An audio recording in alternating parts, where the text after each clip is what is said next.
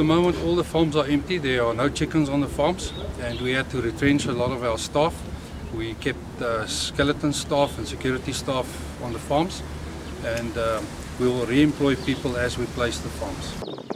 Well, what has happened is we've lost approximately 380,000 chickens, egg-laying chickens, and it has an impact on your total business. It has an impact on your pack station from where we pack and distribute egg, and obviously it has an impact on your market, on your sale. Unfortunately, we've already went through the process of retrenchments. In total in Gauteng, we've unfortunately had to retrench approximately 50 people. Due to the fact that we haven't got chickens, there's no activity happening here. We are planning to house some of the houses again, but you don't really know exactly when. The strategy is to start in January. The problem of AI is also affected most of our colleagues. They also retrenched.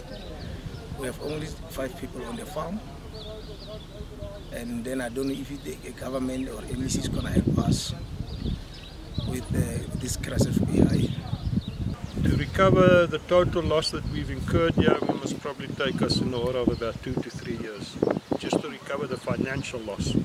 The loss of the chickens, the loss of the eggs that we dumped,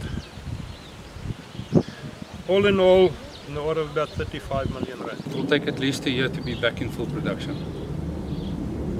The problem is that a lot of these farms won't be placed again. The risk is too high. What will happen next winter? Obviously the incurrence of the disease is more prominent in summer. So what will happen, we don't know next winter. So we're placing these farms and we're putting the company at risk again.